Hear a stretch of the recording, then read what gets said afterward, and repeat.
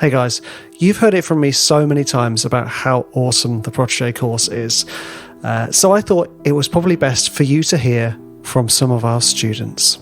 I went into the Protégé course with a pretty unhealthy amount of insecurity about the music I was writing at the time, struggling to structure tracks, to finish them on a regular basis. We're going to have a bunch of people basically working in the industry get briefs every week, and then we publish them. I was like, what?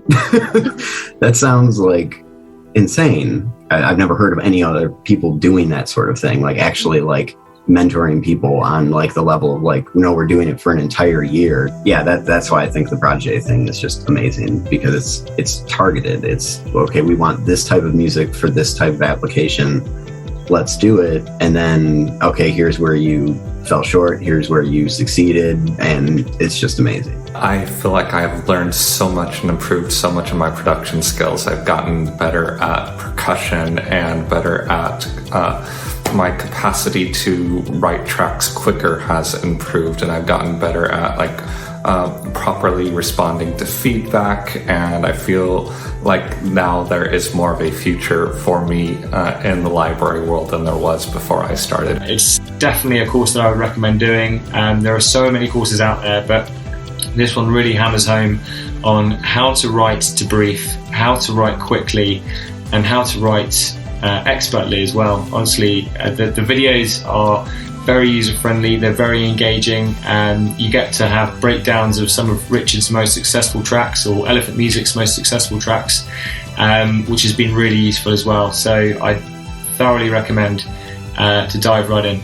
Protégé was one of the best investments that I ever made in my career. It did level up my game, and not just in skill, but also in my confidence. It just made me a more professional composer and a better composer. But the course did exactly what it intended to do, in that it kind of demystified the whole composition process, taught me a bunch of good habits.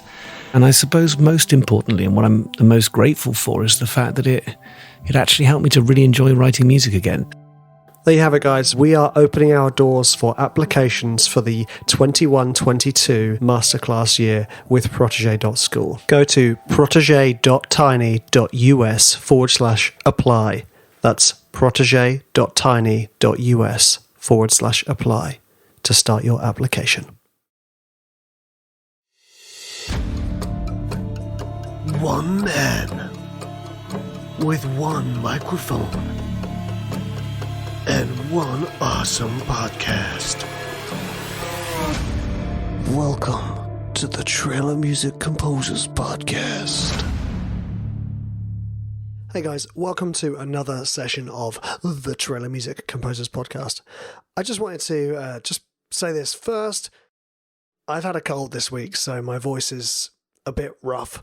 You know, so you may have heard it on one of the other episodes. I kind of forget which episode I'm releasing next, so I've done a few this week, and my voice has progressively got more and more, like this. So anyway, thank you so much for taking your time to listen to the podcast. You haven't listened to it yet, but I just wanted to tell you that this one, I'm actually really, really excited about this one, because this guest has been so integral to my external trailer music career.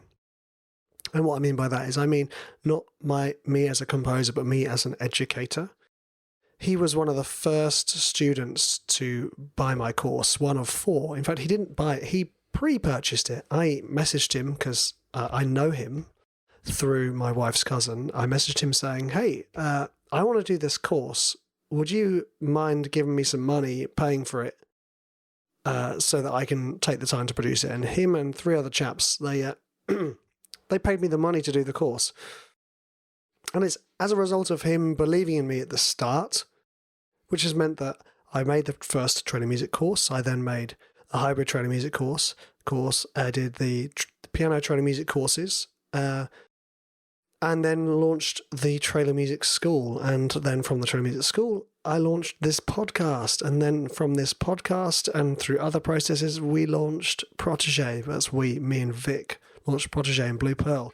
So the seed that Dave planted early in my career by believing in me doing the trailer music school and the trailer music course was huge. It was really huge.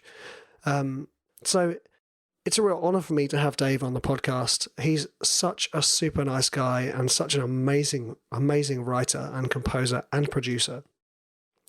I hope you enjoy this episode. I hope you get a lot out of it. Dave does add some really great tips, especially about focus. Enjoy. Dave Carr, welcome to the Trailer Music Composers podcast. Lovely to have you here, sir. Thank you very much. Lovely to be here. Yeah. So for the listeners that don't know, well, actually, I'm sure everyone doesn't know this, but Dave and I have a connection in real life. Dave is good friends with my wife's cousin, Joe. In fact, that's how we initially connected many years ago. Is that right? Yeah, exactly that. In a pub. Yeah. Dave, just to ease us in gently, I want you to answer one simple question. If you were an instrument, what would you be and why? Right. I should say musical instrument, just in case you say microscope. Yeah. Okay. I've heard you ask this before, so I suppose I'm slightly prepared. I've spent most of my life being told I'm super laid back, even from a young age. So I think I'd go for something like a jazz-style double bass. Nice. Oh, see, the preparation does help, doesn't it? I was trying to think of other instruments which are laid back, but I was drawing blanks, to be honest. Yeah, I suppose maybe, a lot of bass instruments, slower pace to life, Yeah. Yeah, I like that. Jazz bass. Nice. Yeah. Right. Okay. So, Dave, why don't you introduce yourself to the audience? Tell us who you are, where you are now, and how you got there. Okay. I'm Dave. I was born in London. Lived there for about 6 years. Then moved over to Reading. I guess my musical journey sort of started because my family a lot of musicians in my family. Not necessarily super accomplished musicians or anything like that, but lots of players. My mum was a music teacher and a piano teacher, but right from the beginning, really, I've had my hands on the keys. I had a piano in the house at all times, sort of thing. Piano was the first for me, I suppose, when I was living in London, and then as I moved across to Reading, as I got older, I suppose I became aware of what else there is. I mean, my mum she's a singer and a trumpet player and a pianist. She kind of encouraged me into trying trumpet. Sort of interested, didn't feel like the coolest instrument or something when I was, I can't think how old, 8 years old or something like that. So I think I dropped that pretty quick. Had piano lessons while I was living in Reading, sort of on the approach to secondary school, I suppose. When I got into secondary school, I had my mind absolutely blown by watching these guys play the drums through the music block window. It's like, I feel like a lot changed me in that moment. So then I began my love affair with drums. Started drum lessons in school, got a kit, really pissed my neighbours off many times, I think. Luckily for me, my dad, on his 40th birthday, decided he was going to try and learn the drums. This was before I'd discovered that. And he basically never did. So there was a drum kit sat in the corner of, well, it was actually my room because there was a bit of spare space in the corner of the room. So either way, off I went on my journey of the drums, which was just awesome. Played in a few bands in school. Obsessed, just totally obsessed, basically. Nice. After that, I suppose, through drums, it started with like rock music, very quickly transitioned into metal. I think my older sister was into loads of music, or she was really into finding music, always going and buying the newest album as it came out, sort of thing. So that was really useful to me, and metal just it pushed the boundary, you know. And I suppose all this which sort of, metal bands specifically? oh blimey, heavy bands, like really heavy bands like Slipknot, bands like the Faceless, it's a super heavy band. Again, it's like pushing the boundaries. But I also like bands like Annihilator, stuff with a bit more groove, Machine Head. Love loads of local music. I mean, I doubt this is going to mean anything to anyone, but I love bands like Sylosis. Josh Middleton, Josh Middleton, yeah. who I had the same guitar teacher as. Oh, Nick Hollings. I know Nick Hollings as well. Nick Hollings, Yeah. there we go. Shout out to Nick, thank you, sir. Shout out to Nick, yeah. Biatrophy, Heart of a Coward, like, yeah, all sorts of stuff. I think it kind of like it changed as time went on, really. So that was great, but in the end, or as I started to get older, it wasn't just the drums that I loved in this music. It was pushing the boundaries on a more of a melodic side as well. And so I decided, because my dad's a guitarist, so I decided, and I'd always sort of messed around with the guitar. So I decided this is how I'm going to get my fix, my melodic fix, because, rather than smashing it out on the drums, not losing my passion there. So I played guitar for a while I was still in school. That sort of carried on through college. In fact, no, it did carry on through college, but then kind of disappeared again as I went into university. And when I came into university, I rediscovered my love for piano, which I didn't stop playing really, but compared to the drums and the guitar for all the music I was listening to, it just wasn't quite there, if you know what I mean. I did popular music and record production in Southampton at university, so it was basically focused on production, mixing, recording techniques, stuff like that, which was great, really, really good, and learning Pro Tools. That was one of the main things.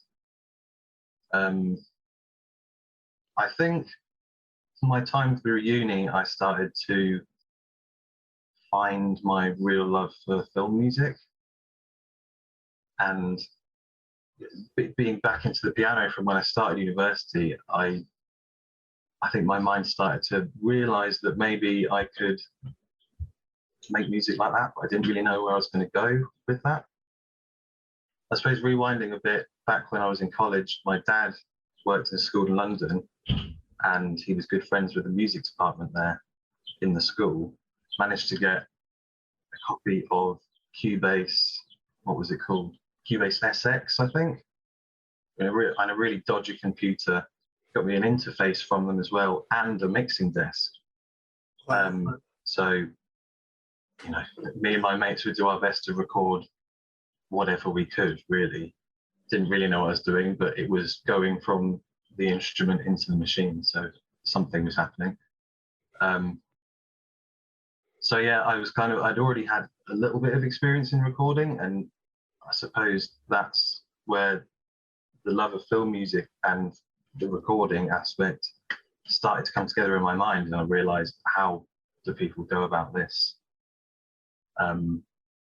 So towards the end of my time in uni, I started to find out what sample libraries were. Sort of. I feel like it took me forever to actually understand what was going on. I torrented or cracked a bunch of stuff, which ended up killing my PC in the end, pretty much. And yeah, it was a shambles, really. But coming out of university, I had more of an idea where I wanted to go, or at least some idea. The other idea was to work in post-production, audio post-production, because again, I love film and film music, but I also could recognize the power of the sound design and stuff like that. So that was definitely interesting to me. I tried pushing that for a little while when I was fresh out of uni.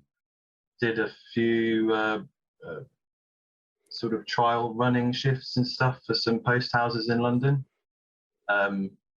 quickly realised that's not exactly what I wanted, really. I'd already started. I'm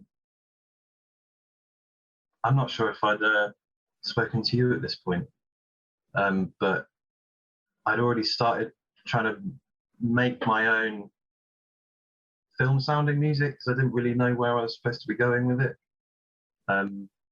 At this point, I was using Pro Tools, which I'd learned in uni.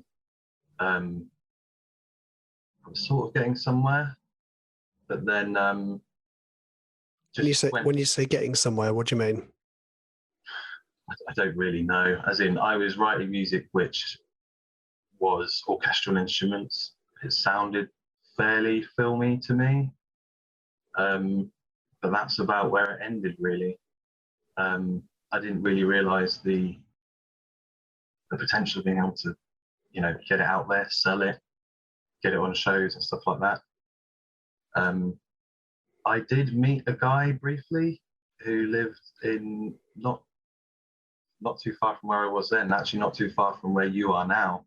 He's a guy, a composer, and I contacted him just to simply go and talk to him. He's the guy who, I can't remember his name, I'm bad about that. He'd written all the music for Thomas Tank Engine, all of it since the beginning of time. Amazing. There's actually... Go on, sorry. I was going to say, there's actually like a huge bed of old school composers and songwriters around us. Oh, really? Yeah, like 60s pop makers, basically. Yeah. He had a lovely house and a really cool studio in the back garden. And he showed me what was what and all the sample libraries he had at the time. And that really helped push me through and actually realise what was sort of what can be done and how a composer sort of goes about things day to day also. Well, yeah. So you've just started piecing together some of your own stuff, orchestral stuff. Oh, actually, just as a side note, those people listening, I still have my rough voice, as you've probably already guessed. Still got the cold. Okay, right. Anyway, back into it.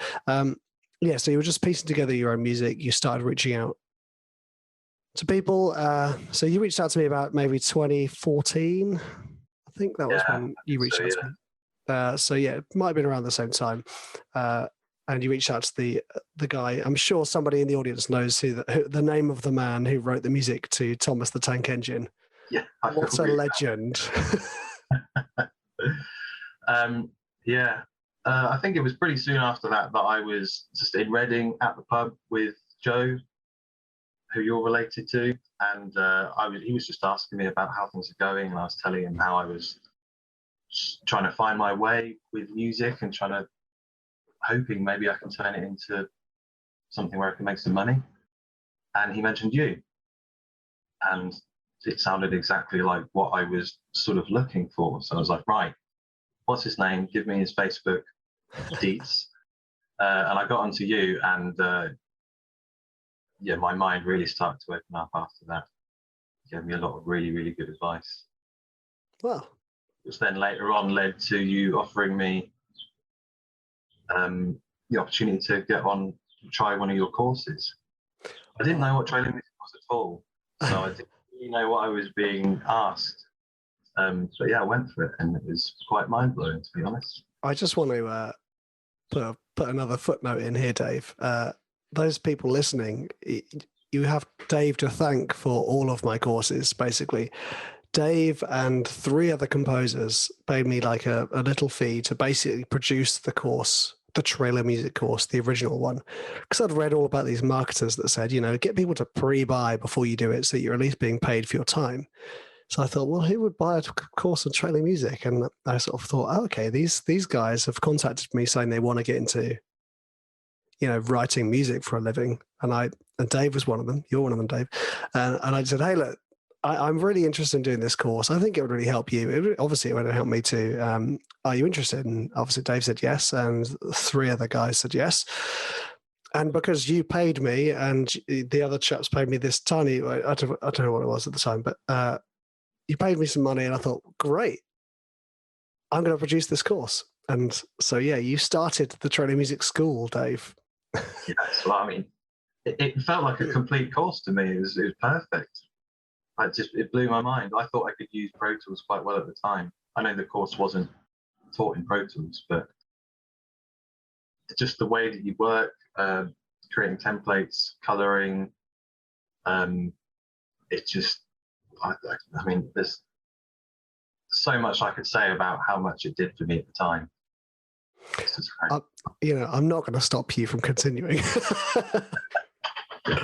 Oh no, that's really, honestly, Dave, that's really good to hear, because I do love to hear that actually the stuff I'm producing is helpful, and I do like to hear that I am being helpful and of service, because I don't know whether you know, but a lot of my reasoning for doing this stuff is because when I first started out, I didn't have anyone to reach out to, and people I did find some composers to reach out to, but they were sort of established BBC composers who obviously were too busy to respond to a university student saying, "Hello, I've just got a ripped copy of what's that? Reason." That was it. I was working on Reason back then. "I've got a ripped copy of Reason. I want to be a film composer like you. Can you give me some advice?" And only one or two perhaps replied, and it was very much just like, "Yeah, just keep doing it." Oh, man. So. Sorry, go on. So that's the reason for a lot of this, is so that I can give back to composers who want to find their footing. Well, it just feels lucky to me, really, that you offered me that, to be honest. Especially you saying that, you didn't have anyone to offer you the key when you were doing it. That's literally what I felt like I was given. Well, you know what? That's lovely to hear. And it was really interesting, because I was absolutely petrified doing that course, that first course. I didn't want to show my face. I really, it's for any composers out there who've ever done walkthroughs, it's a very bizarre thing to be writing and talking about what you're doing at the same time. I think I started to go into a strange little world of like euphemisms. I think I made so many euphemisms in that course. It was probably outrageous. Well, you sounded very professional to me. Thank you. I obviously, I was putting on my professional voice. Okay, so take us from there. From there, what yes. What were the next steps? So you've just done my first training music course. At that point, I'd not released it to anybody. It was just you four. So well, like I said, it really opened up my mind. So as part of the course, it was sort of like, make this track, finish it, and then that was sort of the objective of the course, wasn't it? So I then went on and just continued to do that after the course. Keep making, because first of all, that's what you said in the course. The more you write, the better you're going to be, which is absolutely true. I know that now. So I just kept doing that. I had a little bit of library work stuff, which obviously was very different to trailer music, but it kept me writing, and it kept me thinking in a little bit of a different way to the trailer music, I suppose. Halfway through, was it halfway through or the end of the course, I was offered an independent film from a team of filmmakers in Henley. It was called Portalis, sort of a post-apocalyptic, thrillery type thing, which was really cool. They were like, "Oh, you write music. Do you want to come and write us some music for this?" Like, yes, I'm not going to say no to that. Turns out it was the music, it was recording, overdubbing all the dialogue, and it was all the sound design for the whole thing as well. Wow. Not paid, I didn't really expect to be paid because, but it was a hell of a lot of work. But I also learned a lot from that. But I also learned from that, that's not what I wanted to do. Yeah. So just carried on writing trailer music. Really, I wasn't really trying to push myself out there and give it to any of it to publishers yet, because I didn't really feel I was there as such. So I kept writing, and I was working with some various libraries just for TV work, which is quite nice because you get a little fee up front, which kept me motivated, I suppose. And then starting to see some royalties, that gave me even more motivation. And then I think just about after that, I got, well, I might be skipping forward a bit, but then the opportunity to write for the student album through the course, or from the course, which was amazing for Elephant, which was like, you know, incredible. Although it was hybrid trailer music, which I hadn't ever done. So when I got the brief, I panic listened to everything again and again, until I just about got my head around it. I mean, percussion-wise, I was always pretty okay, I think. But when it comes to the synth stuff, that was pretty intimidating for me. But by the end of it, it was great, really rewarding, and having all the feedback from Vic and yourself was just invaluable. It was really, really great. So I think I was almost more pleased with that than anything, because it's real industry professionals giving you honest feedback. So here you are again, Dave, reappearing at some point in my career. That was the initial formation of Protege and Blue Pearl, the companies that Vic and I have started. Excuse me. So for those of you that is in the audience who don't know what that was at that point I had the Trailer Music School. I think I had it on Udemy. I think I just had my courses on Udemy then. So I had a lot of students who admittedly had paid peanuts for the course. And obviously I was working for Vic, and Vic and I were talking about it. And I said, why don't we run a competition for the students of my course and see if we can find some new talent, you know, that the Elephant then can push through in an album. And he was like, huge, that's amazing, let's do it. So we sent out this brief to everybody on the list of people who signed up to the course. Dave was one of them. And it was, okay, here's an industry brief. We want you to, I think it was action sound design, wasn't it, the brief? Or hybrid sound design. Produce this track. And what you've highlighted there, Dave, was the problem with the trailer music course. It's essentially an orchestral trailer music course. So most people who submitted for the brief that Vic and I put out gave me and Vic orchestral music. Oh, right. Yeah, so they missed the brief, which is common. People do that anyway.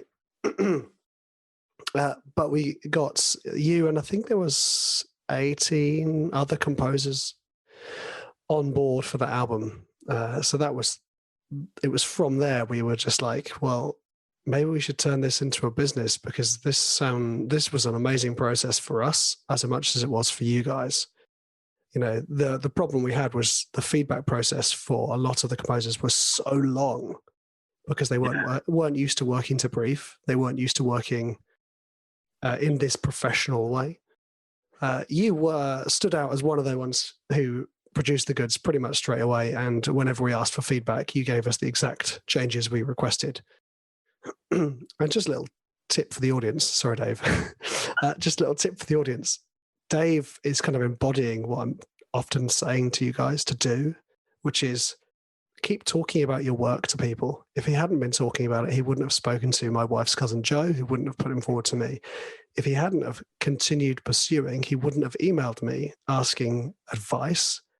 And you kind of did that sort of semi-regularly, maybe once a year, checking in. And because he checked in, he was on my mind with the training music stuff, and he then brought the course forward. And so let's jump in as to Dave's positive approach to writing. You've just finished the album with Elephant Music. So that was the competition album. So what happens now? So you've just done this album. You've just had this first trailer release to the industry.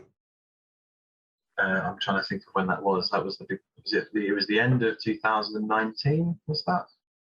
Or 18? 19, I think. I think 19. I think it was, just after I moved here. So 19, yeah.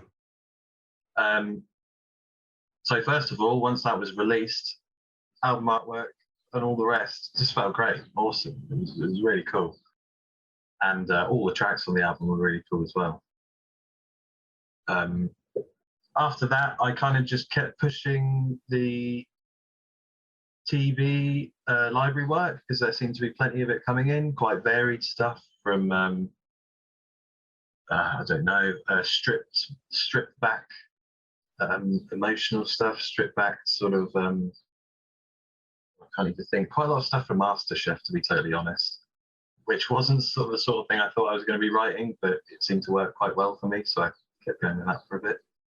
And I kept writing library music for companies, but then at the same time kept writing trailer music for myself, or well, just like I said, keep it going and keep practicing, because really I wanted to be getting orchestral trailer music out there, like I learned from the course, because I felt I had foundations in that now, and it felt far more comfortable. As you know, Onyx was great, but I didn't feel as comfortable quite as I did, or I do, with the orchestral side of things. So I suppose through 2020, kept writing the library music, and then got a call from you towards the end of the year, I think it was that year, saying I'd had a placement. And that was my mind blown, really. Yes. Get in. So that was the placement from Onyx, which was the Elephant Music album. Yeah, and that was huge for Vic and I, because it was just like, it was a big placement. So will you tell the listeners what the placement was? It was, Gears of War, for one of their new DLC side questers. And it blew my mind. It was amazing. I never expected my first placement to be something so big and energetic. It was amazing. Yeah. It's the wonderful thing is kind of having seen you through the whole process, you know, sort of showing you the ropes of trailer music, you putting in the work, you putting in the time, you being a nice guy to work with, and boom, first big placement. And I remember that feeling so well, you know. I was surprised how fast it happened from the album release, to be honest. It was cool that two of us got it as well, because it was a track that I wrote with Frank. Yeah, so that was that's again another really nice story with that track, because Frank was one of the competition winners, but halfway through the album, or at least very, very close to the end of the process of the album being finished, he had to go away for quite some time, and he was worried that he would miss out on the album being released. So I said, look, don't worry, we'll get another composer to do the job with you. It'll be a collaboration, because his track needed quite a bit of work. He has some really great sounds in there, really great sounds, but structurally it wasn't quite working. And I thought, okay, well, who's been smashing it on that album? And I was like, well, Dave's been smashing it. I think we asked you to do extra tracks actually as well, didn't we? As well as doing the collaboration. Again, and because Dave was just so nice to work with, and I'm going to keep saying this, audience, be really nice to work with. It makes a huge difference. It keeps you front of mind as well. So that was the track you and Frank wrote together. Yeah, it was cool that it worked out that way. And I have to say, taking on someone else's almost written track and being asked to finish it is pretty nice compared to just having to rattle a whole new one out. He had some really cool sounds in there, so it was quite inspiring, really. Yeah, I do a lot of writing with Kieran Birch, and the process we normally do is I will start the track, Act 1 and Act 2, and he'll take over, and he says exactly the same thing, that having the bones of the track there, it's almost like you're approaching it as a producer more than a composer, because you're just like, well, I've got all the elements, now I just need to shape it. Yeah, it was great. It was awesome, man. So that was, when was that, 2020? And so what's happening? What's happening in your world since then? Well, since then, again, just been continuing writing library music, which is still entertaining me, and the royalties are certainly growing, which is feeling really good. I suppose after that, it would have been then Blue Pearl emerged. Another opportunity given to me by you. There you go. You just sort of reached out saying, what have you got? Can you send us some stuff? So I just sent various stuff, and you picked out some tracks I wrote for, I can't remember the name of the library, but they were sort of a little bit magic-y, a little bit mystical, I suppose, something like that. So you said, how about writing some trailer music, sort of like this stuff? Which immediately appealed to me because, like I said, what I got from the original course, I wanted to write music like that. And that's the opportunity that I've had through Blue Pearl. And I've just sent over the 4th album now, is it? Fourth album in that kind of, it's sort of Danny Elfman family adventure type stuff, isn't it? You know? Yeah. I've loved it. Absolutely loved writing this stuff. Well, the thing is, you do it so well. It just makes me so happy writing it, and it's really inspiring writing that sort of stuff, I think. Yeah, I think also it's so very important as a composer to be in that area that not only feels comfortable but also excites you. Yeah. Because the excitement just keeps pushing you to write more and more, and when you're good at it, the excitement pushes you to get better. And then you start to learn new tricks, and then it's just fantastic, and that's what we can hear. We can hear that actually, although you're great at sound design, you sent the other things. You sent me a couple of library tracks that they weren't trailing music, but we were like, oh, well, we can hear that he's going to be able to do this lovely kind of magical family adventure vibe. So, and we know he's good with massive drums. So give us those twinkly celestes with massive drums, Dave, and you've been smashing it, which has been really nice for us as well. So thank you, sir. Well, thank you for the opportunity.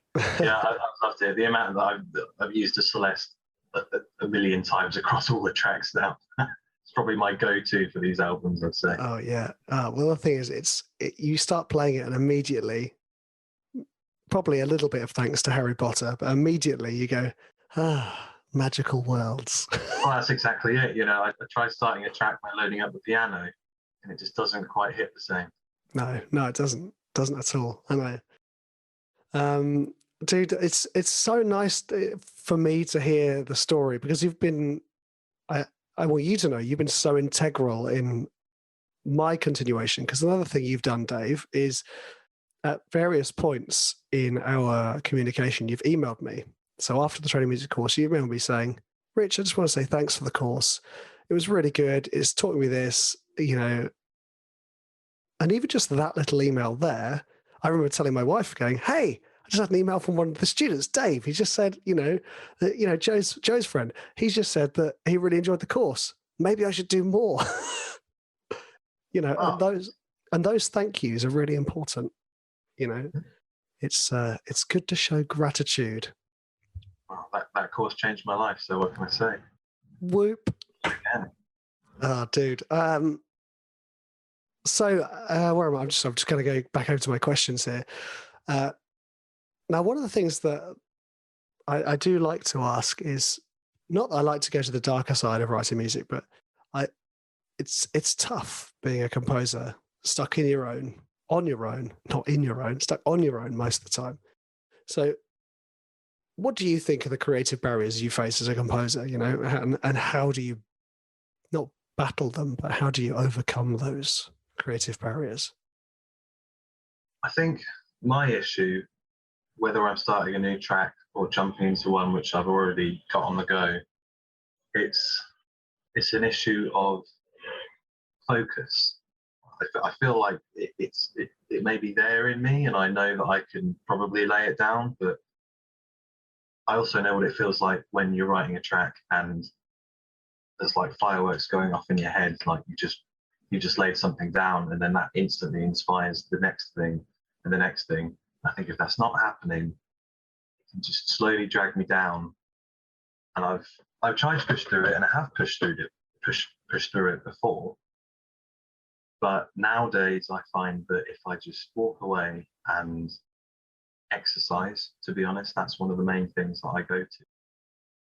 It gives me a really good reset, both for my ears and my mind. I think maybe sometimes if I try to jump on the music first thing in the morning, sort of wake up, go and make a coffee, and then just kind of crack on. So I feel like I'm quite alive at that time of day. And if it's not happening, then I think the energy that I've already got in me kind of works against me. So yeah, I need to go and get rid of that energy by either walking or something similar. I totally agree. Most of my writing sessions are in the morning. So if the kids have gone to school, nursery, and I've got a little bit of time to write. And I don't normally like to have a long writing session, normally sort of 2 hours tops, because as you say, these sort of clouds begin to emerge, don't they? And you do need to clear the fog. And yeah, exercising is a great one. Meditating, if you want to do it at that time of day, or just having some food and a nap. Yeah. Yeah. Okay. So say on a good day, you sit down, you've had your coffee, you're smashing out ideas, the fireworks are going. Do you stop at a given time, or do you continue until you get to that point where you lose focus? No, if it's going well and I'm really feeling it, I will just carry on and keep going. And if I can carry on until, I'm not one to write until 12 at night or anything like that. I'll probably stop about. Well, I don't know. I can go into the evening sometimes, but usually when my girlfriend finishes work, will usually be around the time that I probably stop. But if it's been going well that day and I'm feeling excited about it, then waking up the next day, it's no issue usually. I think the issue comes for me when I've been writing these albums. Once I'm about 8 tracks down, the last 2 can be far harder to get out. I think that's when it gets a bit trickier. Okay. So my issue is slightly different to that. My issue is often warming into the album. And then once I'm sort of 3 tracks in, bosh, the rest just falls into place. So, I mean, how do you get over that? And how do you get over that? You've done 8 tracks. And are they 8 complete tracks, or are they 8 sketches? It's a little bit all over the place. Some of them I might finish, but I say that lightly, as in it's got its 3 acts. Usually the first track that I write, I'll probably go back and tear up quite a bit. So it's usually from track 2 onwards that I'm going to be fairly happy with. Yeah, I was just saying about like once you got to track 8, because I kind of gave you 2 questions at once. Once you get to track 8 and you're getting that point where you're like, okay, I've got 2 tracks to do. I feel like I've covered all the ground already. What do I do now? How do you get over that? Is it just a case of sitting down and just writing and just doing it? Yeah, pretty much a case of sitting down, trying to get it done. If it doesn't work, quickly go for a walk, come back, see if I can get a bit more done. It just seems to have worked out so far. But like I say, I'll sort of bounce around all of the tracks within the album, and I think that it keeps me interested, but it also keeps me thinking about the album as a whole. And I think sometimes going back and working on another track can help me get through those last 2 by giving me a few ideas of how I may have finished it or started it. Nice. Okay, for those of you listening, Dave's dropping some, I don't want to say the word value bombs because that's not, I don't feel that's in my vocabulary, but I'm going to have to say, because I can't think of anything else, Dave's dropping some value bombs. Yeah, exactly. Boom. Like really useful tips, especially the one, if it's not working, stop, do something else. That is huge. That kind of gear shift in your mind allows you to kind of process what you've been doing. And the other thing about hopping to other tracks, that can be a downfall because you kind of like magpie your way through your work, don't you? If you just keep chopping and changing, you don't really get anywhere. But if you're using it at a point where you're losing focus, you go, okay, I'll go to one that's more successful and I can do the fine tuning, the production, because it's a different mindset for me, writing and producing, they are like almost 2 different brains. And in fact, actually, I'd say there's almost a third, isn't there? There's the orchestrating. There's it's a kind of tedious thing of loading up your templates and then copying and pasting. all of the lines so that all the brass are doing that and all the strings are doing that. So yeah, that really useful tips. Do you find there's any other creative barriers for you, or is focus the only one? I think mainly focus, to be honest. I mean, maybe trying to find something a little bit different each time. Maybe I can end up surfing through sounds for a while to kind of try and inspire me to find something a little bit different. Like with these orchestral fantasy albums, maybe something other than a Celeste for once. But No. no. But no, I think however I'm feeling about it at the time, I think if I notice a drop in my focus, that's when I know I'm around the point where I should probably just walk away for a bit to reset my ears or my mind. Yeah. Good call. Okay, so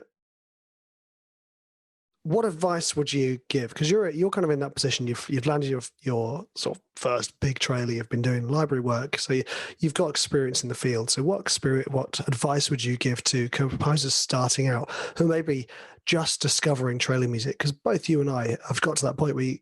At some point in our career, we went, "Wait, what's trailer music? I didn't know that was a thing." Yeah, absolutely. And loads of people don't know it's a thing still. So what advice would you give to those people who've just discovered trailer music? Number one, don't expect anyone to know what you're talking about. Number two, do a course. Do a course, because that's been the best thing that I've done for sure. Number three, learn your DAW well, because then, or your workstation, because then it's not going to hold you back. If you want to be able to chop something up and fade it out here and do this and that, you can just do it rather than then having to learn how to do it on the spot. So I say alongside a course, learn how to use the production side, as in the software you're using. Facebook forums are super handy. Any particular? All the time. I can't think what they're called. Trailer music discussion group, maybe. The trailer music support group. The support group. Cody Still's big group of trailer music composers. I think the trailer music. Yeah, he's gonna be like, Rich, can't believe you can't remember the name of my group. I'm part of a few of them. Yeah, and they're all really useful because someone will drop a question and everyone's pitching in, including all the big hitters. The big trailer music guys, and it's if it's your first day trying to be a trailer music composer, you can straight away have advice from the top people, responding to people there and there. That's been super handy. Also, it's not just the composers; it's the editors in there. It's the consultants. They're all in there. The supervisors, they are all there watching and reading and listening. So because it's quite a small community at the moment. It's a global one, but joining those groups really helpful because, as you say, you get some incredible advice. Really quickly as well. I don't know how these guys do any work. The amount of Facebook posts they reply to. Great advice. I'm pretty poor when it comes to social media posting and stuff like that, but I'm always there to read it. Okay, right. Dude, there's some great tips. So let's go over those again. I can't remember what the first one was. Damn it. Don't expect anyone to know what you're talking about. Thank you. Don't expect anyone to know what trailer music is, basically. Do a course, join the forums, because that will kind of give you, and learn your DAW as well. Yeah. Great advice. For me, knowing Pro Tools before I started all this stuff really helped a lot. Yeah, big time. Okay, dude. It's time for the quick fire round. Oh, okay. Hello. Okay. I think I know the answer to a couple of these, but so this is all about software. all trailer music people are basically software nerds, whether it's digital audio workstation nerds or whether it's sample library nerds or, sound effect nerds. They love a bit of what's the word? I'm just gonna say nerdiness. That's the word just left me. Yeah, and also we love to hear what other people are using. I think also because for me it reveals how we're all using exactly the same stuff. In fact, Kieran and Cody and I were talking about that on the podcast last week. Yeah. Yeah, it's good. We were toying to whether we should call it the Trailer Music Banter Show, but I don't think there was enough banter for it to be called Banter Show. There was, mild banter. But okay, right. Dave Carr, what is your DAW of choice? Pro Tools. Your go-to piano library. Alicia Keys. Go-to Sorry. Alicia's Keys. Yeah, yeah, that's it. Yeah. Yeah. Excuse me, Alicia. Can I just go-to string library? Oh, I would probably say LA Scoring Strings. I bought the light version so many years ago, but it's just got so much bite to it and it's super dry. I just have to say that. The spiccatos are great. They're fantastic, aren't they? The first jazz are good too. Okay, brass library. Brass library. I haven't forked out on a brass library yet. I'm using the Composer Cloud. So I suppose I would have to say Hollywood Brass. Well, you are forking out. You're just forking out every month a little bit at a time. Yeah. I think that's something that should be fixed soon, to be honest. Yeah. See, I use Hollywood Brass as well. I do have a few other brass libraries, but Hollywood Brass is bitey enough. Okay, all right, go to synth. Oh, wait, no, sorry, I skipped. Go to percussion. Percussion. I'm still rocking Damage 1, so I have to go for that. Me too. I haven't gone for 2 yet. No, I know everyone says it's amazing and that I should do. I will do. I'm still waiting to upgrade my Mac so that my Mac doesn't die out on me when I load up newer libraries. Okay, go to synth. Omnisphere. 1 or 2? 2. Right, now your top 3 effects plugins. It'd have to be Fab Filter Pro Q3. I'd say that's going to be my most used plugin. Valhalla Room. And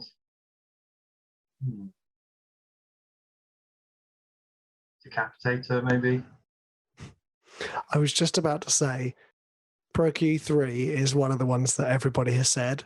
And I was about to say, the only other thing that you haven't said, Dave, is a sound toy. Oh, there you go. Sound toys, Decapitator. There we go. Okay, right. Now, what is your number one piece of advice to write better trailer music? To write better trailer music, write lots of it. Not necessarily write lots that you're going to be trying to get work with. Just write loads and loads and loads, because if you write 10 tracks, the 10th track is definitely going to be better than the first, basically. Nice. Good advice. Right, I think that is the end of the quickfire round, Dave. Yeah, dude, I just want to say thank you for taking your time to chat today. It's been a long time. So we've tried to arrange beers several times. It's kind of pathetic because before I moved here, we literally lived around the corner from each other.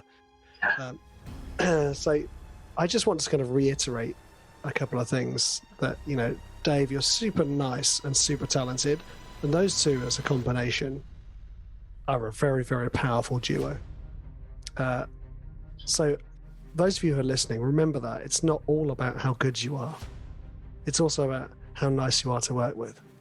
So thank you so much for taking the time, man. I really appreciate it. I hope the audience, I'm sure they will get something out of this. And I wish you all the best in your trailer music endeavors. Thank you so much, Rich. That's right, dude. So there we go. Thank you so much, guys, for listening. I really hope you got something out of that interview. I certainly enjoyed myself, and I think Dave dropped. I don't want to say value bombs again. I need to have like post-it notes around my room that say words to say instead of value bombs. Dave gave some great tips. That will do. tips and tricks, hacks, life hacks.